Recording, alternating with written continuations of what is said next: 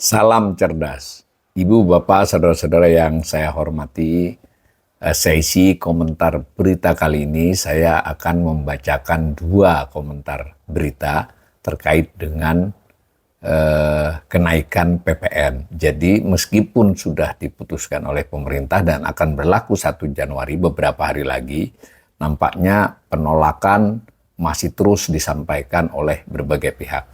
Nah, saya bacakan 2 berita, sebenarnya banyak berita tentang hal ini. Berita yang saya pilih dari Kompas dua-duanya karena di situ ada penolakan dari ekonom ya, lembaga think tank yang memiliki riset kajian dan beberapa ekonom memiliki pandangan yang berbeda dengan pemerintah. Nah, salah satunya berita di Kompas kemarin malam, jadi baru ini di kompas.com. Judulnya adalah Indep, kenaikan PPN seharusnya menunggu stabilitas ekonomi. Nah, jadi sudah jelas ini dari judul ini bahwa Indep, sebuah lembaga think tank ekonomi terpandang di Indonesia, itu menganggap pemerintah harusnya menunda ya, karena harusnya ditunggu stabilitas ekonomi. Saya bacakan saja.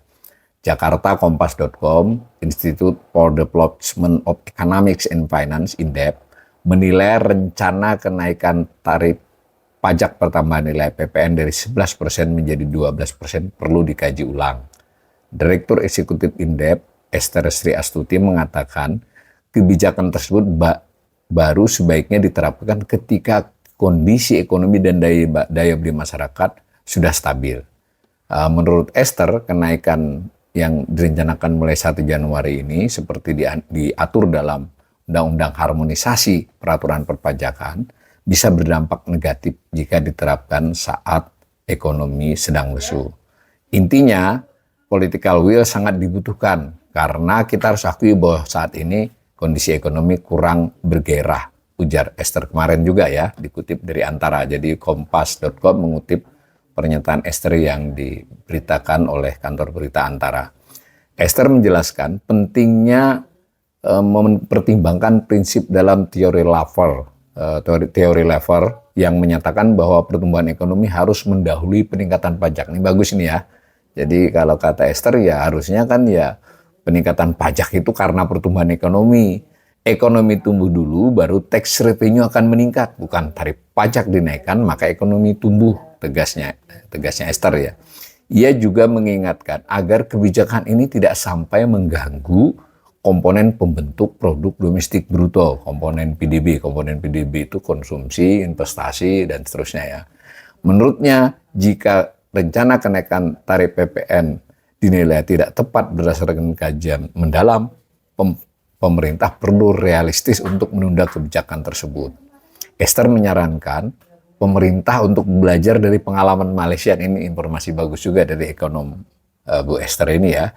Jadi negara tersebut, Malaysia dalam hal ini, sempat menaikkan tarif PPN yang kemudian berdampak negatif pada volume ekspor. Nah, itu tadi, ekspor itu komponen. Jadi selain konsumsi, investasi, Bu Esther nampaknya menyoroti soal bisa berpengaruh pada ekspor dengan contoh pengalaman Malaysia yang pernah menaikkan tarif PPN. Nah gitu. Nah setelah mengevaluasi dampaknya, Malaysia akhirnya menurunkan kembali tarif PPN ke tingkat semula. Itu kan ujarnya. Kenaikan tarif PPN di Indonesia sebagaimana tertuang dalam Undang-Undang HPP dan APBN 2020 memang bertujuan untuk meningkatkan pendapatan negara. Namun Esther mengingatkan, pelaksanaan kebijakan ini harus diselaraskan dengan kondisi ekonomi domestik agar tidak menjadi bumerang. Nah, Kompas karena cover both side itu mencantumkan juga Kementerian Keuangan melalui Direktorat Jenderal Pajak, Direktorat Jenderal Pajak menyebut pengaruh kenaikan tarif PPN terhadap harga barang dan jasa hanya sekitar 0,9%. Pemerintah juga berkomitmen melindungi masyarakat berpenghasilan rendah dengan kebijakan afirmatif seperti pajak 0% untuk sejumlah bahan pokok. Nah ini sudah banyak yang mengomentari tentang hal ini ya. Beberapa yang disampaikan sebagai komitmen melindungi konfirmasi itu sebenarnya adalah sebagian besarnya adalah kebijakan yang memang sudah berjalan. Jadi bukan karena dinaikin. Itu banyak yang komentar begitu. Sedangkan beberapa afirmatif lain ada yang perlakuannya terbatas, Maksudnya waktunya terbatas atau hanya komoditas terbatas. Karena tidak mungkin afirmasi itu sepenuhnya menghilangkan dampak kenaikan. Kalau nggak, ngapain juga naikkan, kira-kira begitu ya. Itu Kompas sebagian mengutip Indef, lalu juga ada mengutip pejabat Kementerian Direktorat Jenderal Pajak. Nah, berita kedua dari Kompas juga kemarin itu judulnya, sebut Presiden bisa terbitkan Perpu anulir PPN 12%. Ini dari Celios ya. Celios mengatakan, Celios ini juga lembaga think tank ya, jadi selain Indef ada Celios, tunjukkan keberpihakan ke rakyat. Ya, Celios lebih vulgar ini, bukan vulgar ya, lebih tegas. Center of Economic and Law Studies, Celios singkatannya, menilai Presiden Prabowo Subianto bisa menerbitkan peraturan pemerintah pengganti undang-undang Perpu guna membatalkan kenaikan tarif pajak pertambahan nilai PPN menjadi 12% yang diatur dalam Undang-Undang Harmonisasi Peraturan Perpajakan. Nah, Direktur Hukum Celios, Muhammad Jakil Fikri menyatakan penerbitan Perpu tersebut merupakan bentuk keberpihakan pemerintah terhadap masyarakat menengah bawah yang tengah menghadapi tekanan ekonomi. Nah, ini saatnya Presiden Prabowo menerbitkan Perpu membatalkan kenaikan dan berpihak kepada masyarakat menengah menengah bawah yang tengah dihimpit oleh berbagai kesulitan ekonomi. Nah, berdasarkan kajian Celios, kenaikan tarif PPN berpotensi meningkatkan inflasi secara signifikan. Jadi beda ya, di berita sebelumnya yang kita baca itu Ditjen Pajak hanya bilang 0,9%, bahkan di beberapa berita lain ada pihak otoritas ya, itu menyebut naikannya hanya 0,2% dampaknya. Kalau saya tidak salah, Menko Perekonomian dan Bank Indonesia. Jadi ini menarik ini. Kalau Celios bilang ini akan signifikan. Dikatakan oleh Celios yang dikutip oleh Kompas.com ini, juga dikutip Antara ya, karena Kompas.com bersumber dari Antara sebagai kantor berita. Nah, saat tarif PPN dinaikkan 10% menjadi 11% pada April 2022, inflasi melonjak dari 3,47% menjadi 4,94%. Nah, jadi naik ya, cukup signifikan naiknya itu. Dengan rencana kenaikan 12% sekarang ini, inflasi diprediksi oleh Celios ya, mencapai 4,11% pada 2025. Naik dari posisi 1,55% ya year on year pada November 2024. Mungkin sepanjang 2024 di kisaran 1,6-1,65 ya. Karena Desember ini inflasi biasanya ada karena Nataru ya. Nah, Celios mencatat keluarga menengah, ini kajiannya Celios ya, diperkirakan akan mengalami tambahan pengeluaran Rp354.293 per bulan atau 4,2 juta per tahun. Sementara itu keluarga miskin diprediksi menghadapi beban tambahan Rp101.800 per bulan atau 1,2 juta per tahun. Meningkatnya jumlah pengeluaran, lanjut Jakiul, divisi hukum Celios tadi, berbanding terbalik dengan peningkatan pemasukan dari gaji bulanan.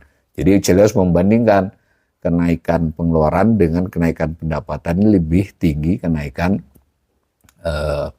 pengeluaran ya. Ini contoh rata-rata kenaikan gaji di Indonesia pada 2023 hanya 2,8%. Kurang lebih begitu. Pada tahun yang sama jumlah pengangguran menyentuh angka tinggi ya. Ini salah satunya dipicu oleh pemutusan hubungan kerja. Ini per November 2024 telah terjadi PHK terhadap 64.751 orang. Nah, atas berbagai kondisi itu, Jakil menilai pemerintah memiliki urgensi untuk membatalkan kenaikan PPN menjadi 12%. Ketentuan mengenai pemungutan pajak seharusnya dapat mewakili kepentingan rakyat atau publik, sejalan dengan prinsip tak ada pajak tanpa keterwakilan, kata dia. No taxation without representation ya. Ketika data menunjukkan bahwa kenaikan PPN berdampak pada krisis ekonomi bagi masyarakat dan menghantarkan rakyat ke jurang kemiskinan, maka berarti secara material norma perundang-undangan yang memerintahkan kenaikan PPN tidak memuat kepatutan dan keadilan hukum ini. Jadi Celios ini tidak hanya menekan pada aspek ekonomi, tadi pada aspek hukum di mana karena memang beberapa penjelasan dari pemerintah, termasuk Ibu Menteri Keuangan, ini kan sudah amanat undang-undang. Wah, amanat undang-undang kan bisa dibatalkan oleh ketentuan yang setara, ya tadi Perpu. Dan yang lebih penting, kalau menurut Celios, ya harus dilihat tujuan hukum itu apa gitu. Tujuan hukum terutama terkait dengan pajak. Nah, malah kalau dijalankan malah dalam konteks Celios itu malah keliru gitu. Kebijakan lebih lanjut, bila kebijakan Jekil menggarisbawahi tujuan norma hukum dibuat bukan hanya untuk kepentingan kepastian hukum. Nah ini jadi bukan kepastian hukum saja, tetapi harus pula memuat kemanfaatan dan kepatutan dan keadilan hukum. Kira-kira begitu. Nah masalah hukum itu mulai dari inflasi atau naiknya harga barang jasa, merosotnya kemampuan konsumsi rumah tangga, kelas menengah ke bawah, meningkatnya angka pengangguran, tertekannya UMKM dan industri manufaktur, serta potensi menambah jumlah rakyat miskin di Indonesia katanya. Oleh karena itu, Jekil menilai ayat dan pasal di Undang-Undang HPP 2021 itu tidak memadai karena tidak memuat kepatutan dan keadilan umum. Keadilan hukum maksudnya. Namun mengingat kondisi saat ini tidak memungkinkan untuk membuat atau merevisi undang-undang melalui prosedur biasa karena prosesnya panjang, DPR reses hingga 15 Januari, pemerintah bisa menggunakan jalur penerbitan Perpu. Jadi Celios memberi saran yang bisa langsung dilaksanakan kalau pemerintah mau Perpu dulu lah. Nanti bahkan dia mencontohkan tahun dulu waktu zaman Joko Widodo Perpu tentang pajak juga itu sudah pernah dilakukan nomor 1 tahun 2017 tentang kepentingan pajak Perpu, lalu lahir teks amnesti. Nah, kalau Jokowi menerbitkan Perpu itu menurut Celios untuk orang kaya, ini saatnya Prabowo Subianto meninggalkan bayang-bayang Jokowi dan berpihak pada masyarakat menengah bawah. Jadi Celios diwakili oleh Jekil ini saya kira memberikan pendapat yang menukik ya istilahnya ya, sekaligus juga pertimbangan ekonomi, pertimbangan hukum dan juga pertimbangan politik. Mudah-mudahan pendapat yang tadi in-depth saya bacakan di depan, ini saya bacakan lagi dari Celios, dan sebetulnya banyak ekonom lain, dan yang lebih penting para pelaku bisnis juga asosiasi telah bersuara ya. Mudah-mudahan Presiden Prabowo mampu meninjau ulang keputusan tentang kenaikan pajak PPN menjadi 12% tersebut.